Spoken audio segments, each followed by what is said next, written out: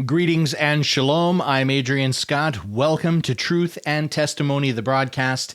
This is now time for another episode of Shekels for Your Thoughts. And I'm going to put a warning out right now. This is going to be a very loaded topic. I have gotten myself into a little hot water in this one in the past, but I would just ask that you please try to bear with me for the video. Give me a chance to explain my position, because I'm not doing what you'll think I'm trying to do. So hear me out. Let me say my piece. And I am always willing to take feedback, as long as it's not just swearing at me and calling me names in the comments.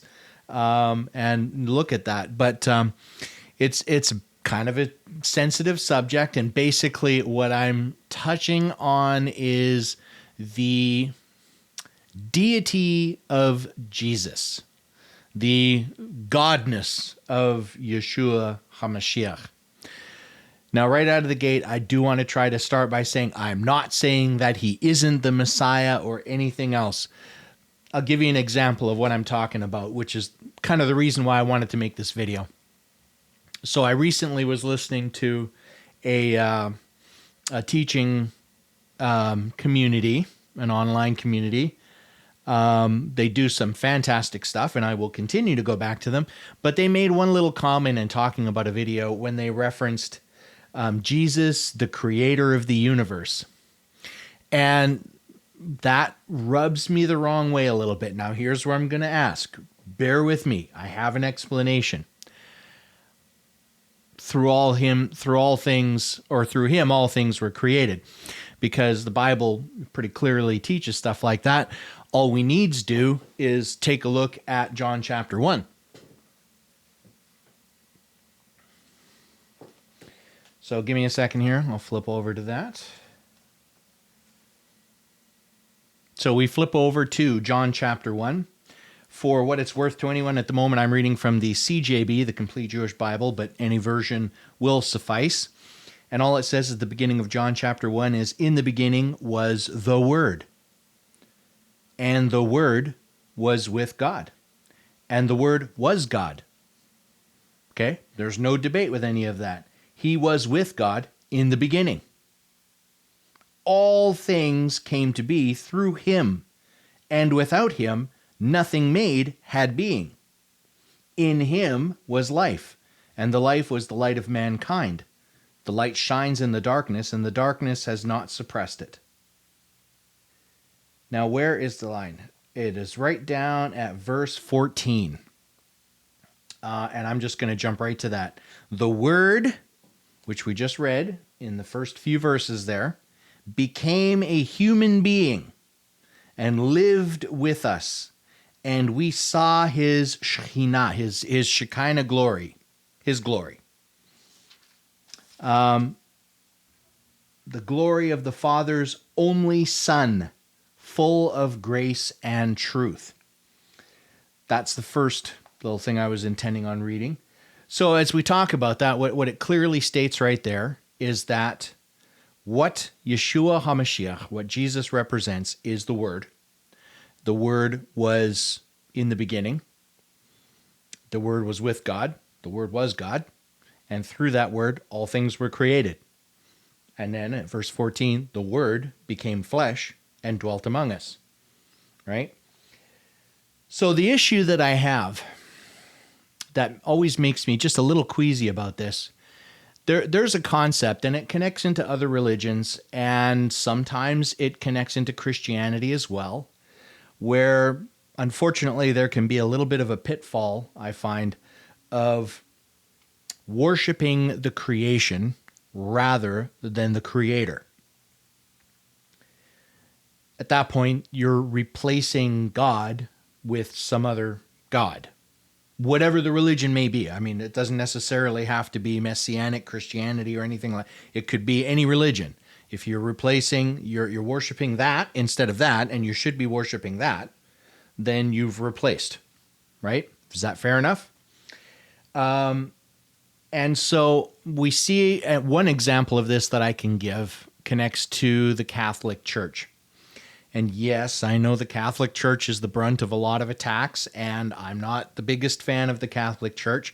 Having said that, I do truly, truly, from my heart of hearts, believe that there are some fantastic, amazing people in the Catholic Church that truly have a heart for God, that truly have a heart for the Messiah and want to serve with all of their might, all of their being, all of their soul. They are, in my opinion, in a corrupt system that has some truth to it, but it also has some lies. And one of the things that I've seen is a real tendency. I definitely see them mentioning God and mentioning Jesus, but there seems to be an awful lot of attention on the Virgin Mary. And that's not to take away anything from the significance of the role that the mother of Yeshua played. Mary, I mean, wow. That's only happened once in eternity. I don't see it ever happening again because it only needed to happen once. So what a position she got. But I think if you talk to Mary herself, she would say the same thing, right? Don't focus on me. Focus on my son, or even more, focus on him who is the father of the son and him who created me and allowed him to be born and who actually is doing all of this. Why? Because he is the creator, right? Time after time in Scripture, you see references to messengers or angels that are sent to communicate something from God to someone. And when they confront the person, they fall down on their knees and they start worshiping this messenger. And the messenger tells them, no, don't do that. Get up, right? Worship him who sent me, not me, right? I'm heavily paraphrasing, but that's the concept. And there's a number of examples of that. But it's just this idea of replacing the creator with the creation. And I'm not just saying that Yeshua is just a creation, because Yeshua, as the Word made flesh, is fully God. He is fully God. The part that concerns me is he's also fully man. If he wasn't fully man, he couldn't have filled the role to do what he did. And when we just sit here and call him Jesus, the creator of the universe, I get leery that some of his humanity is being taken out of the equation. Because 2 points that I make on this, and I'm going to end by reading, it's Hebrews chapter 2, if people want to flip there.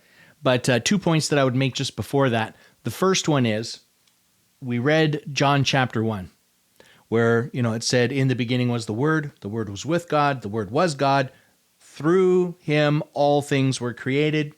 And then down in verse 14, the Word became flesh and dwelt among us, Yeshua HaMashiach, Jesus, right? And this is all, what is this talking about? It's talking about the Word, right? How was the universe created? How was everything created? Through Word. Let there be light. Let there be. And then insert whatever part of the creation you want to account. God spoke everything into existence with what?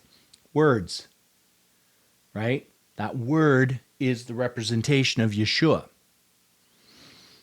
Where did that word come from? I just said it, right? Did the word come about of its own, that we should worship the word, right? The word came from the mouth of the Creator.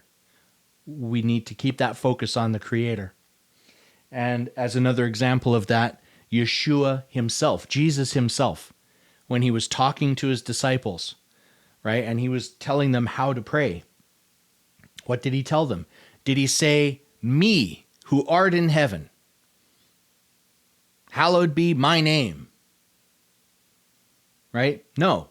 I believe he said, our Father. He was directing them to his Father, who is who? The Creator of everything, right? Our Father, who is in heaven, hallowed be thy name. Thy kingdom come. Thy will be done. Yeshua, Jesus, prayed to the Father, his Father, continually. He wasn't praying to himself. Even though he was fully God, he was also fully man. And that's the part that illustrates his humanity. He had to be tempted, right? He had to go through the same trials and tribulations that we all go through and do them perfectly in order to fill that role, to be the propitiation. Wow, that's a tough word. To be able to pay the penalty for the sin that man did and breaking the covenant with God, right? And repairing and restoring that relationship. He was continually pointing everyone back to the Creator. And to that effect, when he was dealing with everyone in the world, was he attacking? Was he calling the sinners? Was he calling the adulterers and the adulteresses? And was he calling the tax collectors? Was he calling them the hypocrites and the brood of adders? No, he was calling the religious leaders that, right? He wanted to make it clear because why? Well, so I should explain that. Why? Why was he going after the Pharisees and Sadducees so much? Because they had added to God's word. They had made all of their own commandments and then expected everyone else to do it. There's the one example when they confront him when they were having a meal, and the religious leaders go up to Yeshua and say, why aren't your disciples washing their hands? Right? This isn't just washing to get rid of bacteria and germs and using soap. It's a ritual process with a particular pot. You'd pour water over one hand and the other and do this back and forth. It's very ceremonial. But they didn't do that. Why? Because it's not something that the Creator, that the Father instructed anyone to do. They made that as their own man-made rules, right? So they go to him and say, why aren't your disciples doing this man-made rule, right? And his response was, and again, I'm heavily paraphrasing here, but he's like, why are you transgressing the commandments of God with your own words, right? So that's why he was attacking those religious leaders, because they are taking the focus away from the Creator. And if there's one group of people that shouldn't be taking the focus away from our Father in heaven, it's the people that are supposed to be teaching us about him. Right? More than anyone else, they're held to account for that. There's another part of Scripture where it talks about those teachers are doubly accountable. They're going to be held to a higher standard of reckoning. Right? For teaching, what did we read in Matthew chapter 5? That the least of these commandments, whose commandments? The Father's commandments, the Creator in heaven. That the least of these commandments have been done away with, and teach men to do so, to do away with the least of these commands will be least in the kingdom of heaven. But those that teach them and do them will be great in the kingdom of heaven. Right? So it really is this idea of just partially taking the focus away from the Father, from the Creator, and putting it on anyone else. The angels, all of these people, all of them would stop you and say, no, don't worship me, worship him who sent me. What did Yeshua say? He said, I have come not to speak my own words, but only what the Father has sent me to speak. Who? My Father in heaven. Pay attention to him, right? And at the same time, the effect of it is removing his humanity. That separates him from us. We don't separate him from us. He was one of us as much as he is God. Right? That's the incredible gift and the sacrifice of all of this. And when we make comments like that, maybe it's not even direct, but I think, unfortunately, the result can end up being the same. And actually, on that note, let's go jump in. And I just wanted to do a reading of Hebrews, or Ivrim, chapter 2. And this really, the reason I wanted to conclude with this is it really connects to that idea of addressing Yeshua's, Jesus's humanity. Okay? So let's quickly read it, and then I'll wrap everything up here. So Hebrews chapter 2. Therefore, we must pay much more careful heed to the things we have heard, so that we will not drift away. For if the word God spoke through angels became binding, so that every violation and act of disobedience received its just deserts in full measure, then how will we escape if we ignore such a great deliverance. This deliverance, which was first declared by the Lord, was confirmed to us by those who heard him, while God also bore witness to it with various signs, wonders, and miracles, and with gifts of the Ruach HaKodesh, the Holy Spirit, which he distributed as he chose. For it was not to angels that God subjected the Olam Haba, the world to come, which is what we are talking about. And there is a place where someone has given this solemn testimony, quoting, "What is mere man that you concern yourself with him? Or the Son of Man that you watch over him with such care? You made him a little lower than the angels. You crowned him with glory and honor.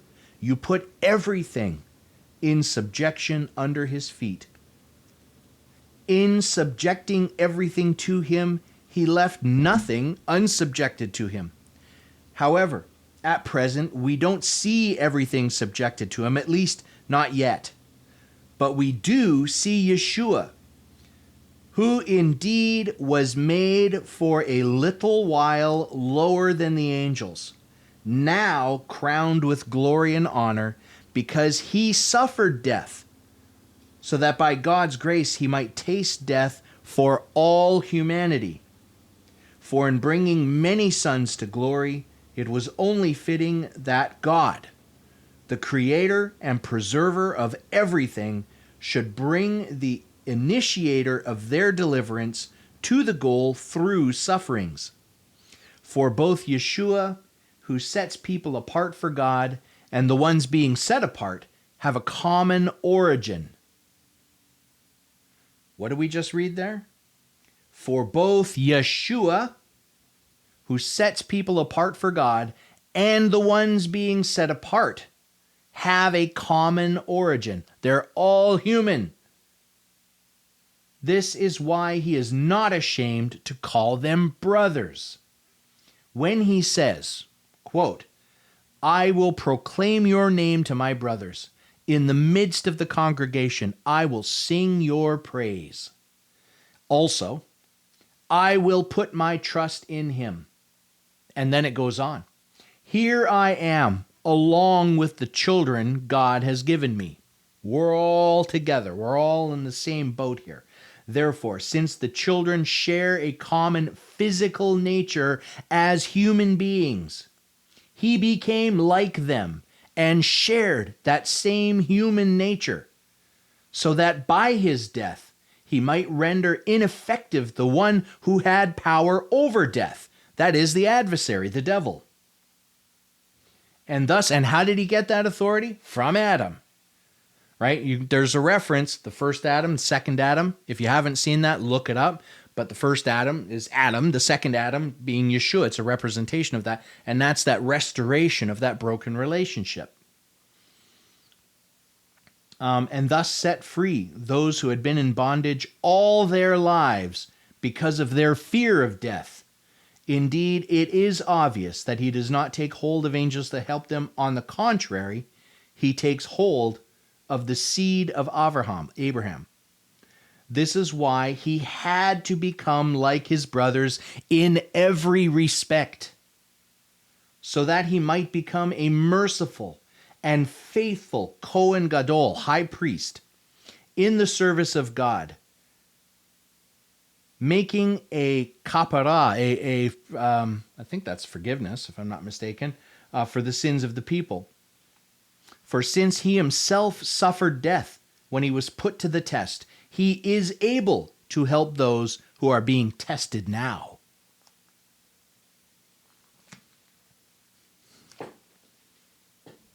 Once again, speaking of testing, test what I'm saying. You can read Hebrews 2, any version you want. Read some other stuff in the Bible. Look up the topic.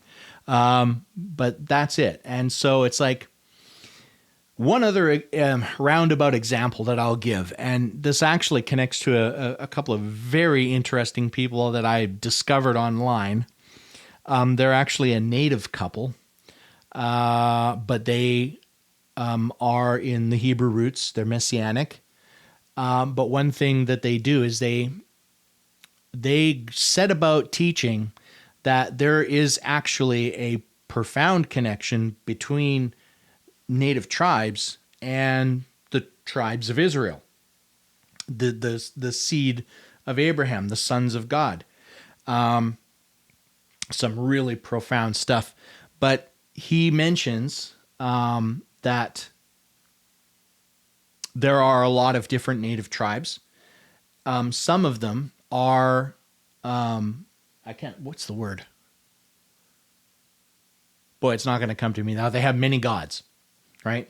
But there are a lot of tribes as well that are monotheistic. They only have one God.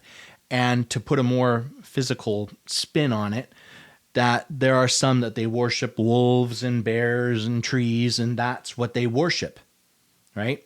But there's other tribes that worship the Creator. And often, how do they do that? They worship the Creator through his creation, right? Just like, look at that wolf, look at that bear, look at these trees. Isn't the Creator who made these things fantastic? Right? They are worshiping the Creator, but on the other hand, those other ones are worshiping the creation. And I would hazard that they've strayed a little further from the truth, my opinion. But it's that idea of replacing the Creator with the creation or with anything else, right? You can make money, you can make success, you can make celebrity, you can make any number of things the focal point of what you're doing. You're therefore worshiping that. So in that sense, that is a God replacing the true God in your life, right? Or in whoever's life is doing those things. So it's just a real call, I guess, what I'm trying to do here, to just don't replace God with any part of his creation or anything else. And as far as Yeshua, Jesus, goes, just remember that as much as he's fully God, he was fully man. And that's important to remember. You know, there's more profound things that I know I'm not understanding at this point, but I got that one, that there's something very important about that he had to be, as we just read in Hebrews chapter 2, he had to be fully man in order for this to work, right? And therefore, he was. So, on that note, hopefully you stuck with me to the end. Hats off to you if you did. And thank you for joining me. Hopefully I'll see you back for the next video. And I didn't ruffle too many feathers with this one. I am glad you all could join me. And yeah, any comments, leave them below. The email information will be at the end of the email. But it also does appear below. And I will see you in the next video. So in the meantime, you have yourselves a great week. I wish blessings to all of you in the name of Yeshua HaMashiach, Jesus our Savior. Bye for now.